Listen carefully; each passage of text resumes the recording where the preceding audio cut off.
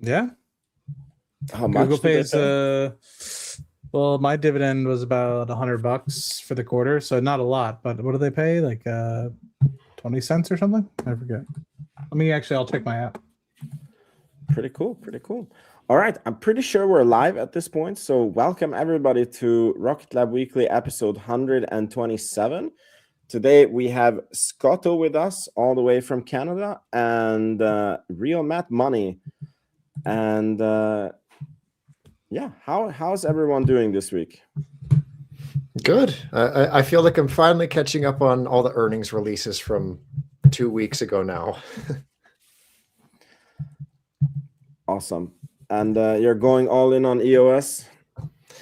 Yeah, man. I kind of mentioned it like half joking. It was during the Rocket Labs Q4 stream where I'm like, I don't understand the sell-off. And like, I've spent the whole week, digging into EOS and, prepping that video that I posted yesterday. And I'm just like, I just don't see it. I don't understand the discrepancy. And it's one of those things I'm just trusting I was going to say gut, but like my research. I'm just kind of going more with the numbers than anything. And it's I don't know. It reminds me a lot of like Redwire where, you have a bad quarter and, suddenly everyone, the stock goes down and suddenly everyone's like, everyone needs to be in jail or whatever. And I'm just kind of like, but was the quarter actually that bad? Because it didn't seem that bad.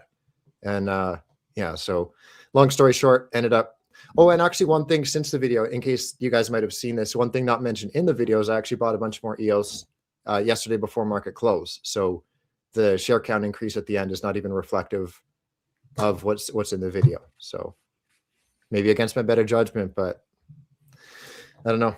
EOS makes a lot more sense here than it did 2 weeks ago. So trust in that. I mean, when you see an opportunity, you got to put the chips on the table. That's how money is made. Yeah. EOS Weekly. EOS Weekly, exactly. Yeah. Cool. And you, Matt, people are saying that you're a Rocket Lab bear now because you don't have your glasses. Your future is not that bright anymore. I saw this comment. Hugely bearish. Complete 180. No, not exactly sure why people would think that, but yeah, living the dream. Bought more. Did I buy more recently? When was the last time I bought? But if not, it's the 14th. So on the 15th, I always have a scheduled buy. So because it's on the weekend, it might wait till Monday. But let's just see if I bought this past weekend or this past week, or if I bought. I'm buying on Monday. One of the two is happening. So. What about you, Vince? Yeah, doing good. I'm very busy with work. I'm working on increasing my income. We're setting up 8 new Airbnbs. So I will have like 16 in one place. Very soon is finishing, ready for the summer season. And then, I have 3 more in, so I will have very soon 19 Airbnbs in total that we are managing as it's different setups, but I'm very bullish on the summer. Yep, as expected. Bought yesterday. So awesome. Nice. Cool. So I think we can 18. That's insane. 18 Airbnbs. Wow, I'm just adjusting that. That's a lot. 19. But everyone counts. Everyone counts. It is. Look, it's like when I go into my Yale app, I don't know if I can show it. I myself got shocked. That's the smart lock, and then it's like when I can't. Yeah, and then this is like the locks that we like control with the app. It's nuts. Yeah. Okay. Cool. So we can go into Rocket Lab news this week. Wasn't like the most news this week, but we still got some pretty good ones. So there's a new launch date set for Synspective. It's going to be on the 20th of March. I believe it misses Matt's, I don't know what you want to call it. Like you are tracking the trailing 12 months rocket launches, and we were up at 23. If we would have launched until March 10th, we would be up to 24 trailing 12-month launches. We need to come up with a name for this. So we're gonna annual cadence. Annual cadence, exactly. You see, simplicity is always the answer. So yeah, I don't know what more there is to say about this. Do you guys have anything more to say about this upcoming launch? No, I mean it's Synspective's 8th launch with Rocket Lab. I think they have 19 left past this, so I think that takes us out to 2030.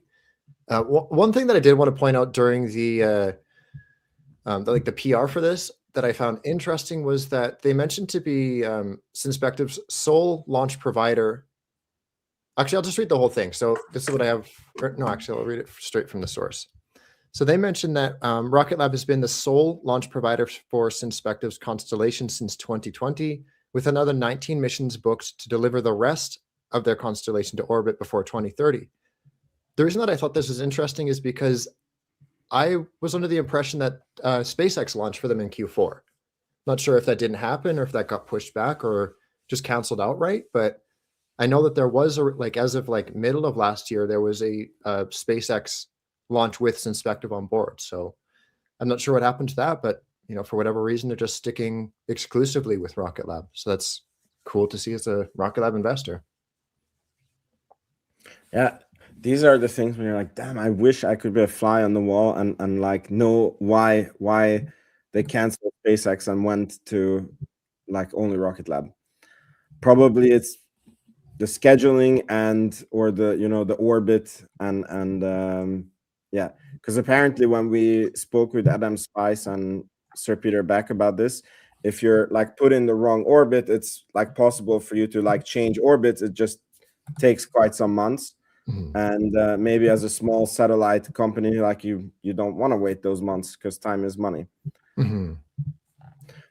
People are complaining, Scotto, that your chat. I was just going to say, I don't even know how to turn off chat. I didn't know that was an option. So my apologies. I don't know why it's off or how to change any of that. But yeah, maybe you go into your live stream console and there's a toggle on and off.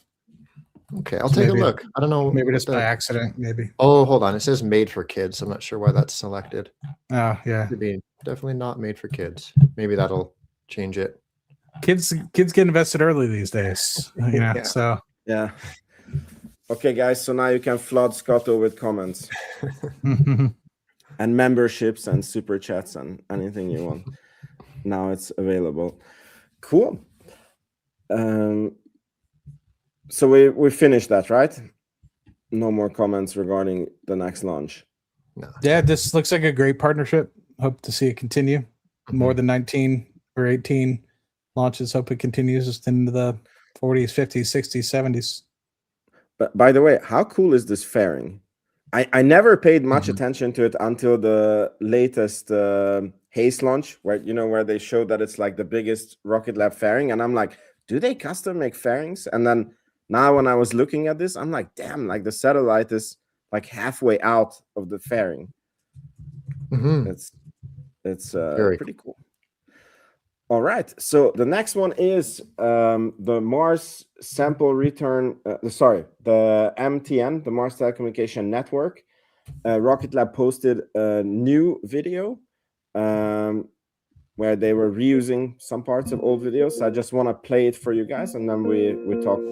Is there sound? The Mars Telecommunication Orbiter is about providing broad support for future science programs, but most importantly, MTO is about taking the first step towards expanding human exploration to Mars by providing communications and navigation support, the kind of high reliability, persistent communications required when we send humans. So to do a mission like MTO, you need a few ingredients. You need a launch vehicle, you need spacecraft, you need payload technology, and you need all the ground support to operate and sustain the mission over time. These are the kind of missions that we were built for.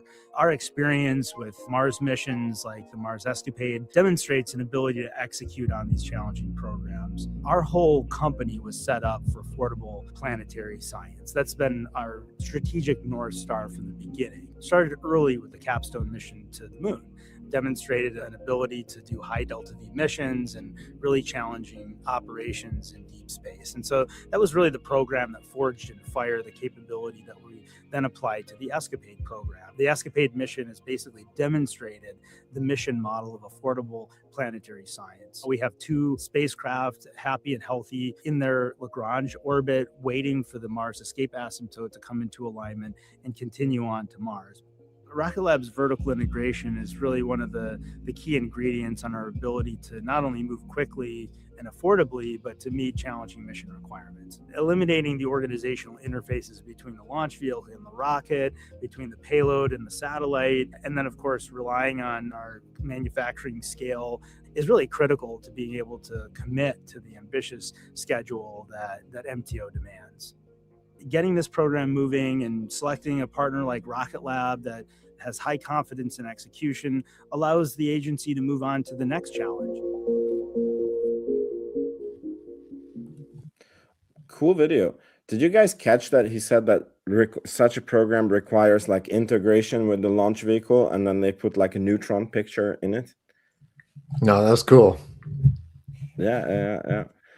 So do you guys think that if they get this, I'm actually going to say when Rocket Lab gets this contract, like it will be like launched on Neutron, or that will be like part of the program, or Neutron will just be one of the possible launch vehicles?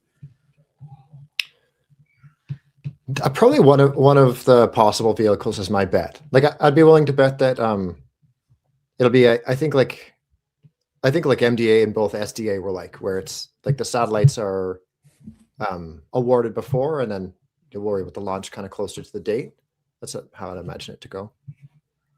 No, I imagine the same. I think you'll have separate contracts, one for the people actually developing the satellites, because I think at this point the launch actually is rather frequent, and so once you kind of have it up and ready, I think it's going to be awarded separately, kind of like what you're seeing with the tranche missions, right? Tranche 2 was awarded to multiple, but then I think Rocket Lab's in a unique position where they have both launch and space systems capability versus some of these other folks don't. And so I think that you'll have to almost separate them, because otherwise then you'll be unruly in providing, say, contracts to specify that you might potentially get sued. I would say you're opening yourself up to getting sued because you're saying, oh, well, they just chose Rocket Lab because they could launch and they can create space systems. And I would anticipate the same would happen as if they did the same with say, a SpaceX. What do you guys think the odds are that the satellites in the launch are intentionally broken up? Kind of like what you see where it's like only a certain amount of launches can go to SpaceX, so that they're not taking the whole market. What do you think the odds of that are? That is a good question. I mean, I'm going to be really pragmatic on this, and I think that they, like, for Rocket Lab to have a good chance, like, it would have to be broken up, because like currently, if let's say the Mars, the MTO gets awarded in the next 3 months, like Rocket Lab technically doesn't have a working Neutron, right? So I think it makes their proposal stronger to say that, like, the MTO will cost this much, and then we will need to launch it on a vehicle, and then we would like to also bid for the launch, but that's like later down the line.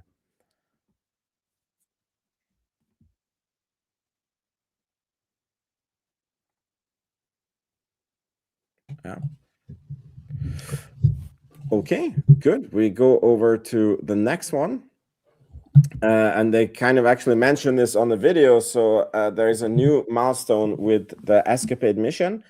This was a very nice tweet to see. So the commissioning is now officially complete, which means that all of the systems of the spacecraft is operational, and yeah, it has been put into action, and the spacecraft is still fully healthy. So that means that Rocket Lab has delivered two flawless spacecrafts that are going to Mars, and I think this bodes really well for, the MTO award. 100%. I don't know if you guys have any comments on this one. No, just like you said, Vince, it really it's just a testament to Rocket Lab's capability. Now, 'cause not only do they have the capstone under the belt, but now they have these 2 satellites on the way as well. So it's just one more reason to hire them on for the next job. Exactly. Cool. So here's a very interesting one. So there was a new German article that came out, and it says that according to Rheinmetall CEO Pepperger, probably that's how you say it, has not submitted a bid for Mynaric, the company specializing in laser communication, which is to be sold to the USA. It's so funny that it's being sold to Donald Trump. However, the technology provided by Mynaric can still be used. Added. So this basically means that the German authorities that have yet to decide on Rocket Lab's acquisition, their choices are to let the company go bankrupt or let Rocket Lab take over the company. And if you ask me, I kind of know what their choice is going to be. And they are expected to make this decision by the end of March. So that is in 2 weeks. So this transaction or acquisition should close very soon. Yeah, I just saw a lot of people. This goes back to like when people were talking about stage 1 being third party, not third party. I saw a lot of people jumping on this, like, oh my God, we're losing the Mynaric deal, blah, blah, blah. And it's like, I personally would just always just caution people to keep an even head sometimes with some of these things. And I think in reality, while it may have been something that was discussed, Sir Peter Beck probably said it best, like, don't believe everything that you see in the news. A lot of times what you're starting to see now more than ever, this isn't just Rocket Lab specific, but this is just in general, you're seeing people, I don't want to say fearmonger, but try to get clicks on certain things. Vince is really good about this with his YouTube videos and his live stream thumbnails. But yeah, that's something that I dislike a little bit about the new social media aspect of what we do, is that people are all fighting for individual clicks, and sometimes they let kind of morality fly out the window. And so maybe there was a real deal that was trying to be put together by Rheinmetall, but I never really felt like it had a lot of oomph to it, and it seemed like kind of just out of nowhere. I feel like if that was the case, as soon as Rocket Lab would have put a bid in, almost over a year ago, then you would have seen Rheinmetall probably act faster, not wait until it's almost done to be closed before raising their hand. So it just kind of seemed a little bit of out of place. So anyway, just some thoughts there. And I might be misunderstanding, but like, are these recent slowdowns with Rheinmetall, is this maybe more out of a concern that the German technology is going to be put into the United States and then like gate kept? Because like my take on what's in front of us now is like, it almost sounds more like they were concerned that they wouldn't be able to still have access to that. Is that correct, or am I reading that wrong? I think it's just the EU guys. That's what I've been saying, that these delays is because like if you read this article, it was already saying that 90% of Mynaric sales was to the US to begin with. So in a way, like, this technology was being exported. And I think that for Rheinmetall, like what doesn't make sense for them is, if you guys remember, so even Sir Peter Beck said that Mynaric had the best in class laser product, but they sucked at running their business.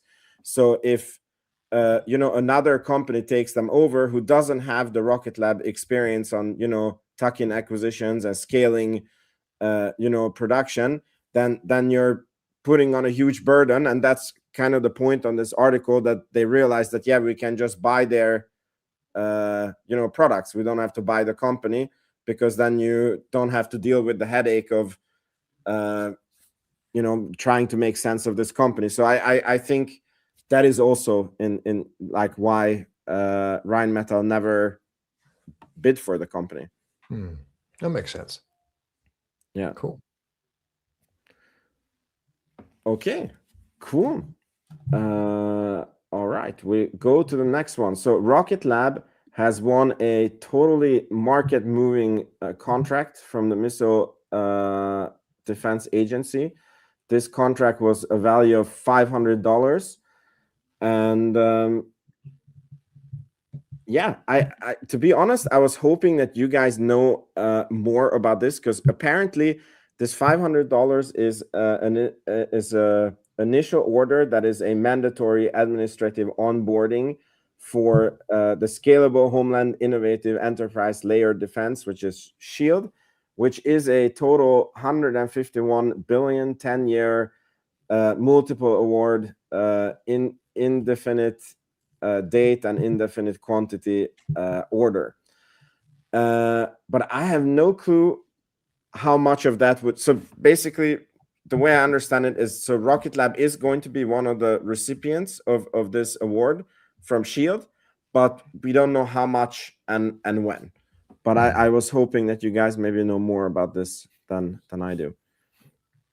No, I mean, we've kind of spoken about this one in the past, where SHIELD seems really, really big until you kind of factor in the number of companies and then the number of years.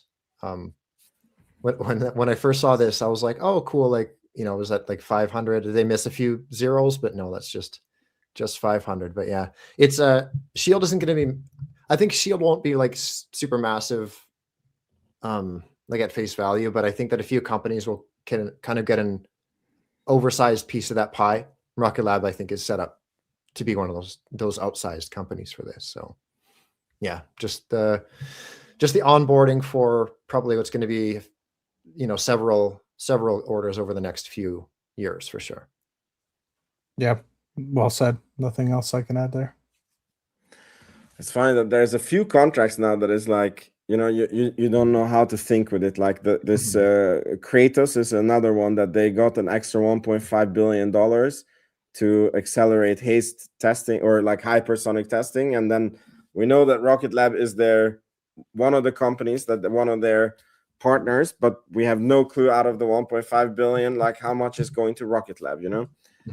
And this is also one of those that is like, yeah, 151 billion looks like an insanely huge number, but are we getting 1%, 0.1%? Are we getting 10%? Yeah. Well, $500. That's to start. That's for sure. Exactly.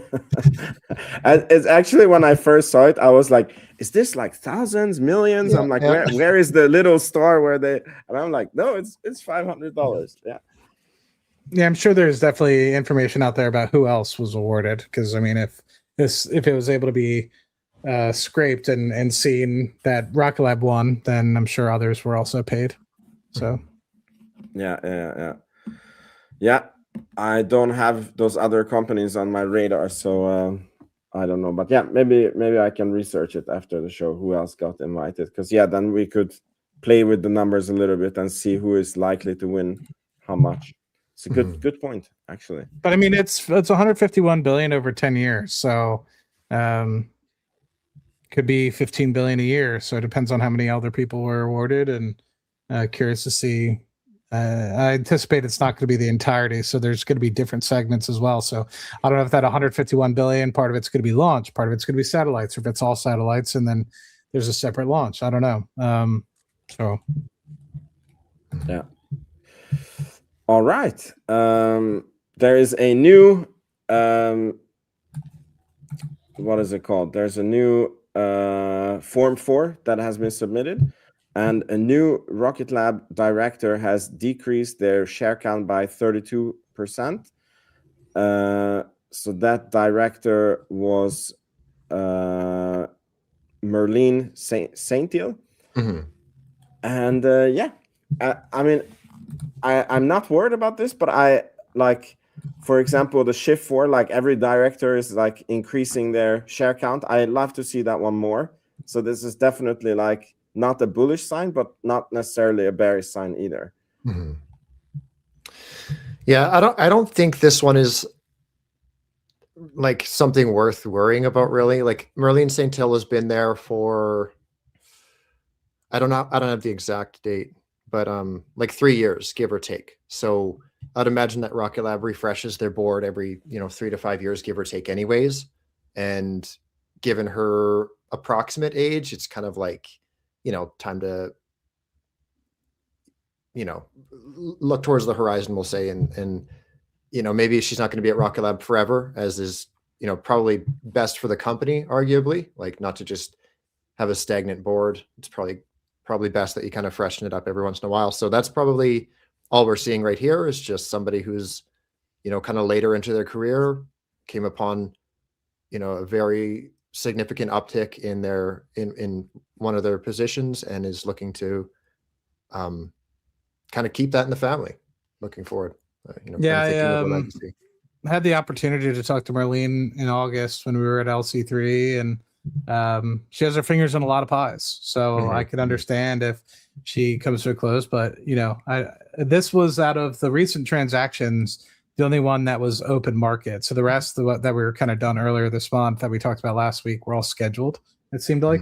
So this one is a little bit different. There was, as far as I'm aware, there weren't any scheduled ones from Marlene. So yeah, there was, because we're on the topic, included in that 33% is a share exchange in January 13th. So essentially what that was, and I roughly understand it. I'll just read it here. It says that she parted with 96,000, or is that, sorry, let me just double check. We'll call it 100,000 shares roughly.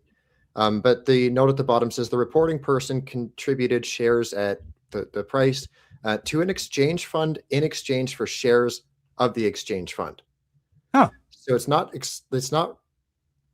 I don't know, maybe you guys can explain that a little bit better, but it's like, she's kind of, what I would imagine is like a quick way to say it is diversifying, where it's just like, hey, I have Hello Rocket Lab shares.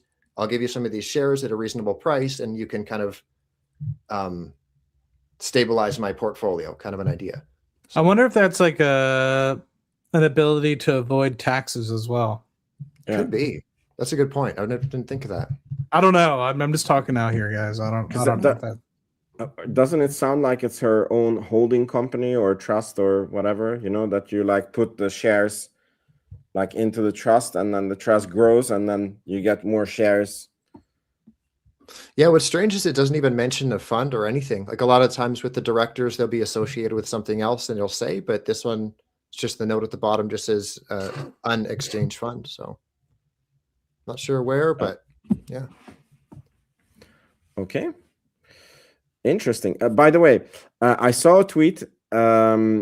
I think it was Miss Iglesias who tweeted that the yearly annual shareholder meeting was 100 days earlier than last year, and she was speculating if there is any significance to that, and maybe it has to do with the Mynaric acquisition, or like new board members need to be added. I didn't have any like concrete thing on this, so I thought I'd just mention it and check if you guys have heard or what you guys think about this. I just saw that in passing as well. It's definitely interesting, and I'm not sure if last year's. I'd be almost more curious to see the date of the year of the meeting of the year prior to that. Like, was last year's really late, or was this year's like 100 days earlier than the last 2 or 3 or whatever? But yeah, because it sounds extreme. Like yeah. Because normally, like you have laws that, okay, like your year end is December 31st, and then within a certain amount of time, like you have to have the shareholder meeting. And like for example, in Sweden, you can have it like max 6 months out from the like where your year closes. And I mean, 6 months is like 180 days, and here, like, to move it 100 days earlier, that's a big move. Okay, but we don't know more about that. Cool. That was all the Rocket Lab news that I had, but there is something here that is adjacent to Rocket Lab. So Firefly successfully launched their Alpha Flight 7. Stairway to 7 was the name of their mission. And that means that there is a new launch provider on the block that is launching, new small launch provider on the block that is launching 1,000 kilogram payloads. So in terms of Rocket Lab, like, are we going to lose out on customers now because they flock over to Alpha, or how do you guys think this affects us? And congratulations to the Firefly team. Yeah, huge congratulations. I'm wondering, like, I don't know. I kind of like mixed thoughts about this because, you know, if this was a non-successful launch, I mean, you could just look to Firefly's backlog and be like, yeah, let's pull some of that over for Rocket Lab. But I mean, even if you do look at their backlog, it's like those customers have been waiting for a very long time, some of them, like upwards of 5 years. And I wonder, like, how many of those are kind of getting like, okay, like we got to get moving. And I don't want to just take Firefly's win and kind of be like, okay, but hurry up, like, you know, kind of almost, you know, muddy the water or whatever you want to call that. But they really do. Or I'll say it this way. I'm really looking forward to Firefly increasing their cadence, because between the last few launches has just really needed improvement. And, you know, and even with their backlog, even if they like cut their time between launches in half, it's still a very, very long time to be waiting. So looking forward to seeing them increase their cadence. And I think they will. This last Firefly Alpha was the last like block 1, or however you want to call that. They're referencing the next Firefly to launch, or the next Alpha to launch, and going forward, or going to be an upgraded version called Block 2. So maybe that's going to help. Maybe they have like built-in cadence for the next generation of the rocket, which I think is a safe assumption to make. But when I read that news, I was like, why would you not fly the Block 2 on this test? Because isn't it weird that you test this and then immediately you're changing to Block 2, which is untested? Yeah, I don't know. And I'm not even sure what all is different. I think it's like it's a little bit longer, and I'm not sure if it was for this one or for the next launches, but they're also expecting to launch at like a lower, how do I say, like it's at a lesser degree, like a less of a harsh angle of attack, if you will. So I'm not sure if that's exclusive to Block 2 or what all is different, but yeah. Okay. Cool. So basically, your opinion is that until they reach cadence, it's nothing to worry about for Rocket Lab. I mean, I don't think it's for Rocket Lab to worry about either way. Like even if they do, like, you know, turn into an Electron, like going from here, like that's just going to spur competition, and I think Rocket Lab needs some. Like not even just like, not saying they're like getting stagnant or anything, but I just mean like just across the board. Like, I guess I shouldn't say Rocket Lab, but the small launch vehicle sector could use competition, you know, just to kind of keep Rocket Lab on their toes, keep things fresh, and keep things moving forward. Yeah. I see that somebody is collecting the previous shareholder meeting dates. Oh, good. I started looking at that and then I got distracted. Yeah. Okay. August 27, June 12, June 13th, June 23. So it has always been in June. Except for the last one was, oh, sorry. Last year, August. Yeah, so it looks like just the 2025 was quite like 2 months late. Oh, okay. So maybe it's more like a reversion back to like mid-year than. Yeah. Okay. Cool. All right. And then we go over to the next news, which just going to mention it, and then we talk a little bit about the SpaceX IPO. So Blue Origin had a stock option plan that basically was issued in 2016, and it was a 10-year stock option plan, and it was only exercisable in case of a liquidity event or a new investor coming in. And none of those two happened. So basically all the employee stock options expired worthless. And some employees were not happy about it. And then Eric Berger wrote this article where he detailed how they currently don't have a stock option. And then within, I think, 1 hour of this article being posted, the CEO of Blue Origin posted on Twitter that they're going to have a new stock option plan for employees. And it's pretty crazy how much of a difference it makes. Like the article says that if you were two engineer buddies who graduated and one of you, like you were both like very, very good at what you did, and one of you went to Blue Origin and the other one went to SpaceX, the one that went to SpaceX might be 100 millionaire from SpaceX stock options, doing the same work that the other guy at Blue Origin is basically just having nothing to show for. So it's a very first world problem. I don't have this problem at my current workplace. I think Matt has this first world problem with the stock options. So maybe you can tell us a little bit about it, how frustrating it is or not frustrating with stock options. I mean, it's always something you take into consideration, but you don't know the full context. Like this could be something where, yes, the previous one expired, but I get, there could be an opportunity when they distribute the new one that they get made whole on some of that, if not partly some of that. So you can't take this for black and white. There's probably a gray zone in the middle. And then what's going to be reported by the employees is going to be the one side. What's going to be exported by put out into the world is going to be, on the other side is going to be from the company, and it's likely going to be somewhere in the middle. So I would not be surprised if they end up coming back and saying, okay, you still get some portion of the company. Maybe this isn't as much as originally. But I don't know. It could maybe it is that black and white. But I don't know. Amazon gives out shares all the time. They're not afraid of it. So I'd be surprised if Bezos is really trying to be that stingy with it, if that makes sense. Yeah. I mean, to be fair, I do think that they're going to revive, like those options will not go missing. I think the bigger problem with Blue Origin is that there's not like a planned liquidity event, and SpaceX has a two times a year liquidity event, like for employees, where outside investors can buy the employee shares, and basically, like if there's no trading, Blue Origin doesn't really have a valuation, and maybe that's by design. Like maybe Jeff Bezos doesn't want, newspaper articles that the rocket is delayed and the valuation is down.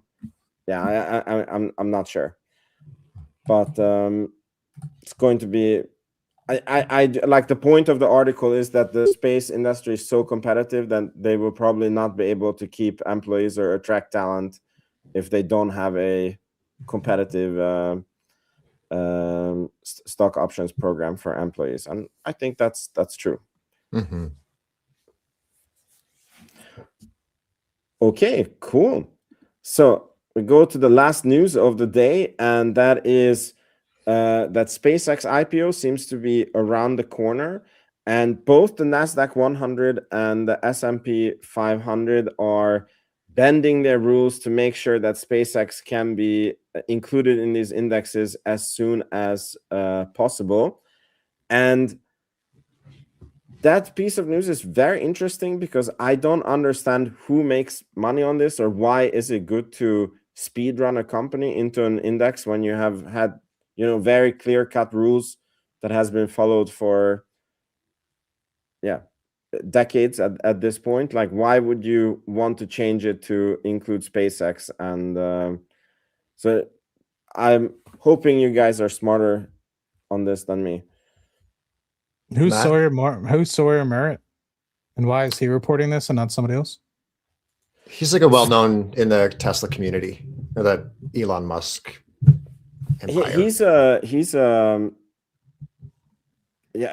do you know like this Mario Nawfal? Or I mean, it's basically a news account, and he reports on world events and a lot of Elon Musk and Tesla and SpaceX news.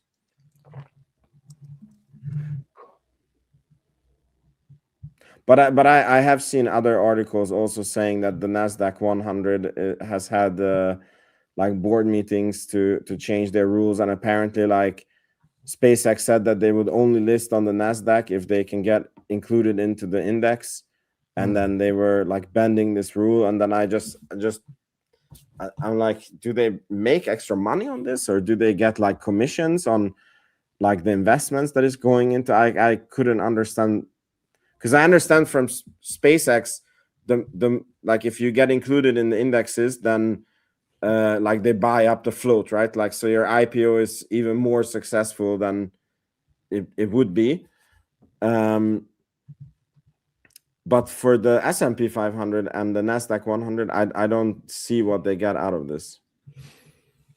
I'm not too sure either. Like I'd imagine there is some sort of like, you know, money that finds its way into pockets along the way, but yeah, I don't know.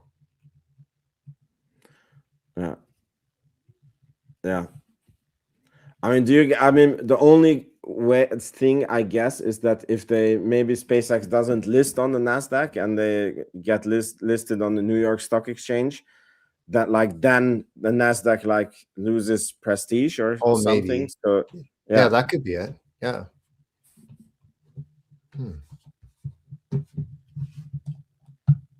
Yeah, I guess something like this. Interesting. Cool. Neither SpaceX or Standard & Poor's seem to have commented, but yeah, I'm seeing it on multiple sites. But a lot of the sites seem to be just copy and paste, and then I have experience with that when pretty much one person writes an article, a bunch of people just copy and paste and give credit to the other person. So who knows? I'll keep an eye on it. Yeah.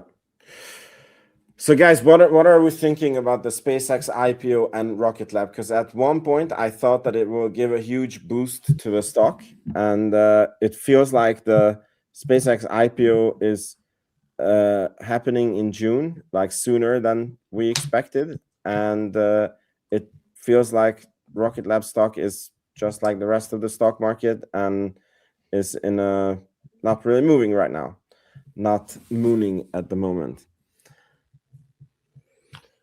Yeah, I don't know. I mean, it's definitely going to shake things up for the short term at least. Just the very fact that, like, you know, especially if what Sawyer and that community are kind of echoing is like, if it is the case that all these funds have to start immediately pouring billions, it's gonna kind of become like a race in, and it's gonna kind of artificially accelerate SpaceX's share price, in my opinion, anyways. And that money is going to have to come from somewhere. So I'm kind of like, part of me is wondering if it will kind of cause an artificial suppression of the rest of the market, just to kind of compensate for, you know, 1.5 or $1.75 trillion company, like just kind of coming out of nowhere. But then another part of me is like, well, if and granted, this is like backwards looking, but if the market does just simplify, like, okay, $1.75 billion market cap, $15 billion in revenue, and just do that quick math, well, that's a price to sales of I'll call it 120. And then if you look at Rocket Lab, and, you know, you could argue that Rocket Lab's expensive, but if you look at SpaceX, Rocket Lab's not too bad. And I mean, granted, the margins are going to be very different, right? Because you have Starlink attached in there as well, which is very, very high margin revenue, but still, I think a lot of folks are going to just simply look like, just compare the price to sales and determine that, like, okay, Rocket Lab's cheap and Redwire's cheap and all these other space companies are cheap, or, you know, whatever. And same thing, like, even if it is not even just like a 1-for-1 comparison, kind of like what we're doing here with the price to sales, it could just simply be like, oh, it came to the market $100 a share, and then everybody raced to pool in, and suddenly it's $250. I just missed the bus. Where's the next one? It's, you know, Rocket Lab sitting there idling, and, well, on board they come, I guess. I don't know. Wouldn't surprise me either way in the short term, but I think medium to long term, it's just going to do nothing but benefit the overall space economy. But I want to hear what you guys think.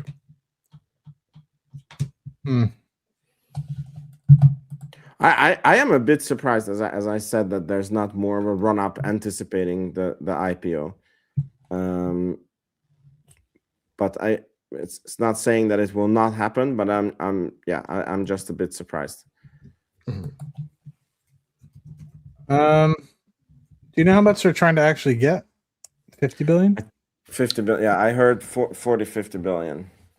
Yeah, so I mean, it's only like 2-3% of the company. I mean, I guess it really just depends on who's allowed to trade and when. I think you might initially see, because it's only going to be an allotment of 3% of the folks being able to purchase in from the public markets, and the rest is going to be held by people that previously owned the stock or what have you.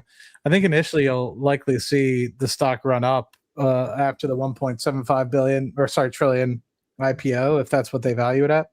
But I don't think it'll sustain any sort of ability for people to sell out. I think people will sell a large portion of it, and I don't know if they'll have enough people that will be able to purchase $1.75 trillion worth, or even a fraction of $1.75 trillion worth of volume. I think that's just extravagant. So I think it's going to end up playing against them a little bit, being valued at 1.75 trillion.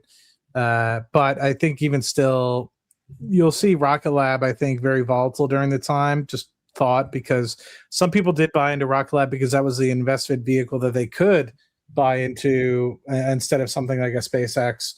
And I personally was not that way. I personally invested in Rocket Lab because it was Rocket Lab, not because of the SpaceX comparison, although it was always nice to kind of use it as a comparison to see how cheaply valued or overvalued Rocket Lab has gotten comparatively to previous quarters or what have you, when kind of comparing it to say a SpaceX. So I think it's just going to be tough. 1.75 trillion is a lot of money, and there's going to be a lot of people trying to get out and trade hands. Some people that have made hundreds of millions of dollars likely from buying into the stock. So it'll definitely be an interesting time. And if it does say decline, I think that'll be a drag on other companies like the Rocket Labs and ASTSs of the world. So I think it's right now is, unless there's a massive run up in stock in the other space stocks, I think it's going to be tough for SpaceX to hold its value. Do you think, Matt, in the short term it's going to rip? Like generally, that's kind of been the theme with space stocks, where they come to market, rip, and then completely bomb. Do you think it's going to take on that same pattern? I think yes, because I know it sounds very like I'm flip-flopping, guys, but I have a thought process around this. Is there's only going to be 2 to 3% of the stock that's going to be publicly available at the beginning for people to purchase.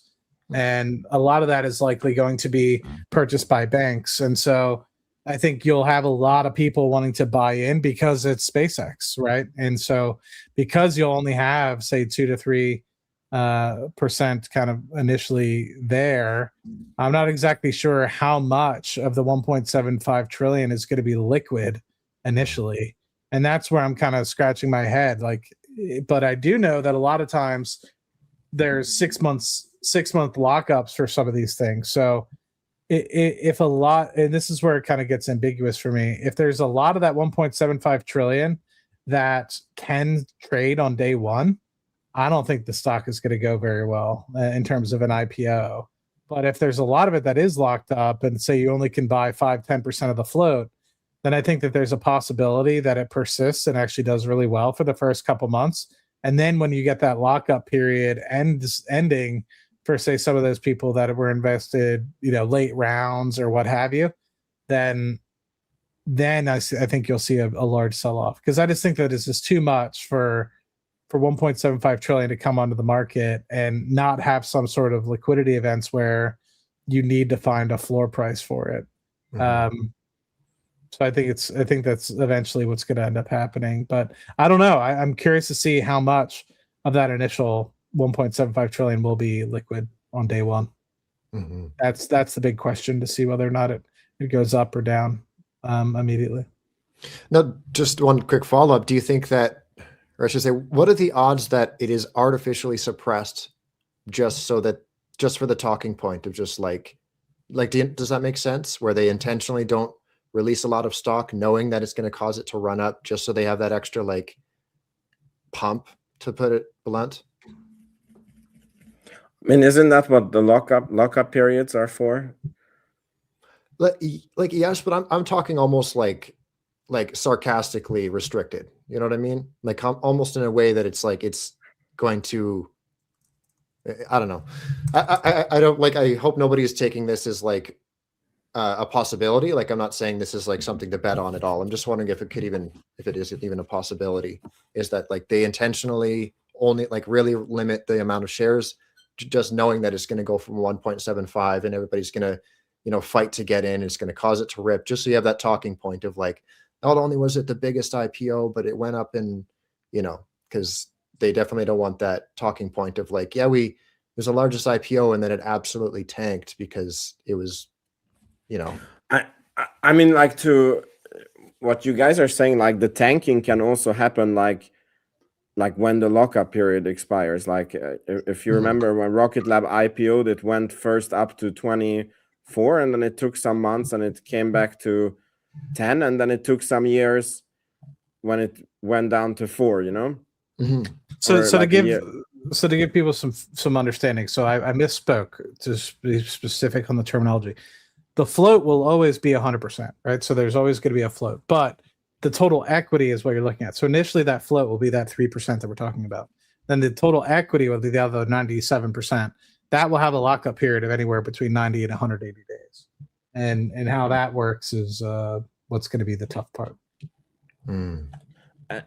And I think that once if what Matt is saying plays out, that a lot of people want to sell at the same time, and suddenly there's like hundreds of billions of dollars that want to sell SpaceX, the stock price gets depressed, and I think that might be a very interesting buying opportunity. Yeah. No, yeah, and I think it's a lot's up for grabs, right? Because there's the S1 hasn't even been filed yet, and people are saying that it's going to go public here in the next 90 days, and so I don't believe it until I see an S1, and then I think the clock will tick. That it'll be 60 to 90 days after that, but yeah, I'm very curious to see what actually comes up out of the S1. Okay, so just wait for the S1, I guess. That's when we will be smarter. It'll be interesting. Cool. That was all the news for this week. I guess maybe one last news to speak about is like, how do you guys think you guys know how like in COVID everybody became like a COVID specialist, and then in 2022 everybody became inflation specialists, and now everybody is a Hormuz Strait specialist and Iran specialist. So this is the Persia Weekly part of the podcast. So how do you guys think that situation is going, and how will it affect the stock market in general and Rocket Lab? Any predictions on that? I don't know. Like, I mean, I'd be lying if I didn't. How do I say this? I'd probably be more keen to buying if I wasn't so concerned about an escalation in either direction, whether that's, regardless of whose soil it's on. It's just kind of like, I don't know. I feel like the collective world is just kind of holding their breath, waiting for the next shoe to drop. So I don't know. Interesting either way. But what do you guys think?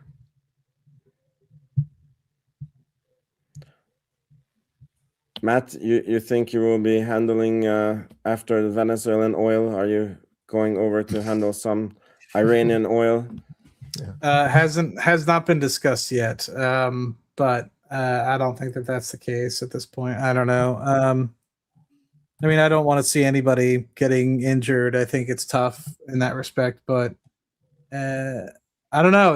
It goes back to what we experienced in Iraq, right? Like, you're kind of dealing against a religion and a religious regime versus an entire nation, if that makes sense. So I've met many Persians and Iranians that love Americans, love America, but they have a very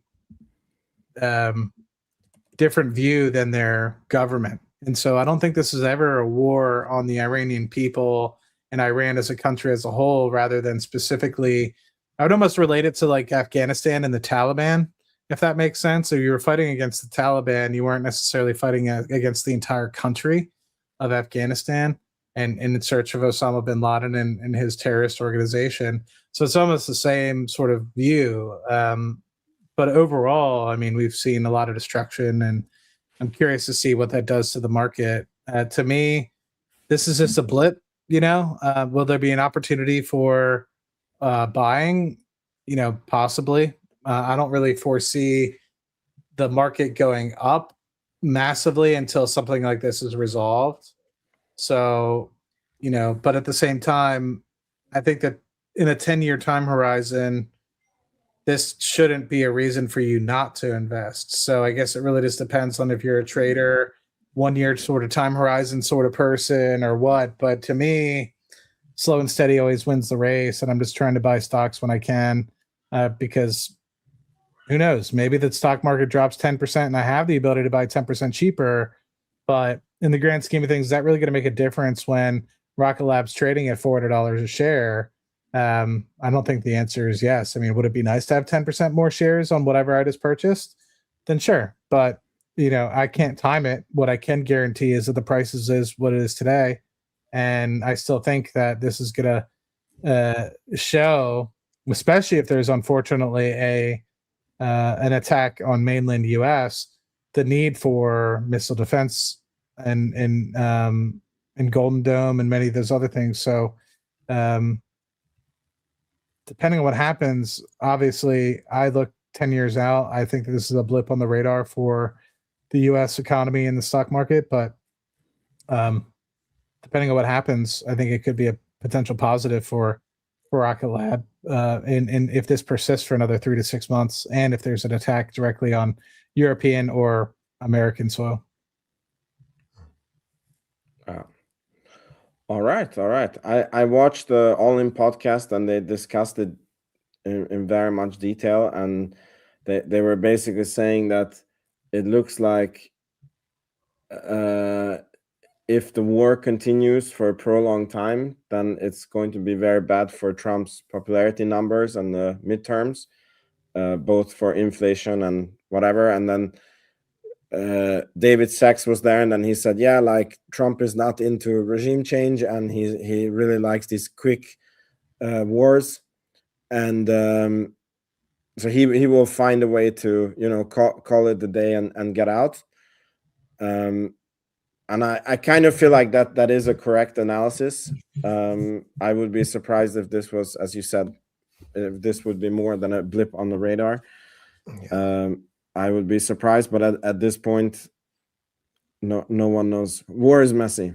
Mm-hmm. Mm-hmm. Yeah, it'll probably be. I mean, hopefully it's pretty quick.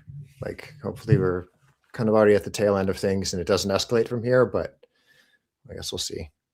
Yeah, I think it's tough because you're fighting a religion to some of these religious leaders. And I'm not saying it's not an attack on Islam by any means. It's an attack on a specific sect of folks that have power in Iran. So that is what is, I think, most difficult is, there always has to be a supreme leader for them. And it's not just as easy as this thing, okay, you killed one leader, we're done. It's more of like the religion needs to continue. And so it's different than I think most wars and how people typically think country versus country, right? Not necessarily country versus religion, if that makes sense. Yeah. No, you don't sorry, look at this as religion versus religion at all. No, I think which religion? I guess are you talking about how is Israel rolled up in this and stuff like that, or yeah. I'm not smart enough to know. Okay. Sorry. Geopolitics isn't my expertise. It very well could be. I don't know enough. I could also, I said this on a previous podcast, so I'm happy to say it here.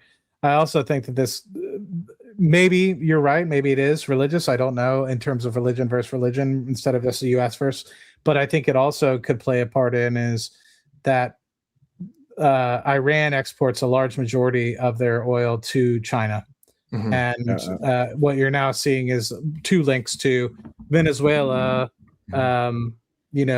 gets their, because I think everyone thinks like, and I didn't explain this well during the whole Venezuela conflict, and I could be totally wrong as well on this. So, I'm okay talking and being wrong, but I think initially when people were like, I think initially when people thought we were going to Venezuela, it was to like immediately start producing the oil for ourselves and bring it home, and like all 2 million barrels a day that Venezuela is immediately going to start being made by Americans, and like our oil price is going to go to zero here in the US and stuff like that. I don't think that was ever the case. I think it was more of a proxy to like, well, China was getting exported a lot of oil from Venezuela to pay back debt. So instead of them buying bonds, they were buying oil from Venezuela as a form of debt payment. And I think you're also seeing the same thing with Iran. It's like, I don't think we're going to Iran and invading Iran for cheap natural gas or for, because Iran does have a very large gas reserves to which they sell to Pakistan and as well as used for their 90 million people and others. But I think it's more the disruption of potentially the supply chain of oil to the Chinese. And so I'm very curious to see how this eventually gets rolled up, because now you've attacked two major exporters to import oil to China, and Trump is apparently at the end of the month going to China for a couple of days. So I'm curious how this proceeds into those talks. That's a speculation, and it has no bounds to be true. It's just a thought. So yeah, sorry. I just wanted to say that I think that could be an avenue for it as well. I think it's a very good thought. I also saw, I think Tom Nash did a very good video about like explaining the relationship with, China, Venezuela, and Iran. And oh, does he? I love Tom. Tom's great. He actually did a very good job. I posted the video on Twitter and said that this is really worth a watch, and he even answered like, thank you so much for like promoting the video. But yeah, it's really worth a watch. And I was gonna say something that I just forgot now. My God, it's very late for me here. Yeah, it's gonna come to me. It was something like quite important. Well, yeah, like what I wanted to say is also like, if the US was ever going to do something, because like all the proxies of Iran got weakened, like Hamas is practically destroyed, the Hezbollah was pushed back, Syria had a new government, which is like more friendly to the US, and basically like there was huge protests inside of Iran. So like if there was ever going to be any action taken on Iran, like now was the time. So maybe Trump took a gamble. He thought that it was like to he looked at his, like what's the risk, what can I gain on it, and it was too much tilting on the, like we gain a lot on this side. But yeah. One thing that I wanted to bring up as well is I was just looking at some of the net debt at Rocket Lab right now, and maybe we did discuss this and I just completely blocked my memory from it, but it looks like from 3Q to 4Q, some of the capped call items were bought back. I'm not sure if you saw that in the 10Q or 10K, Scott, but I'll read aloud what came out from this most recent 10K. So the company's notes, the notes are the company's senior unsecured obligation, meaning the 355 million aggregate principal amount of 4.25% convertible senior notes due 2029. So unsecured obligations are an equal in right of payment with the company's existing or future senior unsecured indebtedness. To which, am I looking at the right thing? Oh, sorry, this shit, I had it earlier, but basically there was the original 355 million, and now it's been reduced to a certain number. I lost it. I don't know where it went. Those Sorry. were my cover calls that were bought back, Matt. Yeah. You remember wrong. I just don't know why they talk about it in there. Oh, here we go. Sorry for brain fart there. The company measures the fair value of its convertible senior notes on a quarterly basis for disclosure purposes. The company considers the fair value of its convertible senior notes as of December 31st, 2025 to be level 2 measurement due to the limited trading activity of the convertible senior notes. As of December, the net carrying amount of the convertible senior notes was 152 million with an unauthorized and debt issuance cost of 3.259 million. So basically the convertible value of the notes will now be 2.1, 2.2 billion. The fair value was determined based off the closing trading price of the senior notes. So that's down from, let me read the last time, of 347 million as of September 30th, 2025, with an unamortized discount of the cost now being 7.8, 7.9 million. And as of September 30th, 2025, the fair value of the convertible senior notes was 3.3 billion. So it looks like they used some of the cash that they've received at the ATM to potentially buy back some of those covered calls. And I'm curious if that's going to be something that persists. But yeah, I thought that was very interesting. That is interesting. Page 17. If you want to look more, Scott, you're better at this stuff than I am. So page 17 of the 10K. 10Q in 2020 3Q, and then for 4Q page F26. Sorry, say the page numbers again. For the 3Q one, yeah, for September 2025, it was page 17. Okay. Yep. And then for 4Q this year, it was F26, which I'm not sure what the F stands for. Cool. I'll have to take a look at that. It seems like they're being really, really responsible. I mean, like, I don't think it needs to be said at this point, but they just continue to show that once given capital, they just really are smart about it. And just kind of like I think being in the same ballpark as what you're saying, Matt, is just looking at like the net liquidity is, and granted they did a raise, but it went from, just north of 1 billion in Q3 to 1.1 billion. And with that, they brought their long-term borrowings, which includes the current installments and long-term. It went from, we'll call it 70 million down to 2 million between Q3 and Q4. So just kind of getting rid of that debt, keeping out liquidity. They're just in a very, I don't know, they just continue to be very, very fiscally responsive. Yeah, I mean, the reason why I stumbled across it was I was just like, when we were chatting, I've been using, Vince, I don't know if you want to share my tool really quick, but I was looking at my tool and I was like, there's no way that this debt went down that much. I was like, it's probably AI playing tricks, right? I always check whenever something looks awry. And basically I was like, well, let me check this out. And then I started noticing that. And so obviously total debt, for anybody that's kind of thinking, is the debt for the company and then minusing. So I think it's like net debt, but maybe this is just total debt. So I don't know. There's a difference between net debt and total debt. But I was surprised to see a large chunk going from 516 million in the third quarter to 254. And I was like, what the heck is that? And so, anyway, I was just like, let me investigate it. And that showed up. So I was like, oh, well. So I'm kind of curious if what other items have been paid off, because that accounts for some of it. But I'm not sure if they take a like mark to market view on let's just say the portion of the value of that total item. I'm not exactly sure. Okay, and by the way, the channel has a sponsor. The name of that sponsor is probably AI, which is a new tool developed by none other than Real Math Money.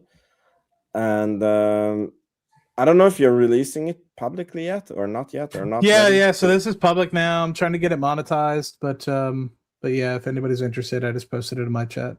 So Cool. if you see any issues, there's still tweaks and stuff I need to make. So if you see any issues, please let me know. Awesome. All right, guys, it's been a great episode. Thank you so much for being here. Yeah, may your next week be amazing. Your sky stay blue and stock stay green. And I'll see everyone next week. Thank you, guys. Thanks for guys. hosting, Vince. Yeah. Ciao. Take Vince's bro.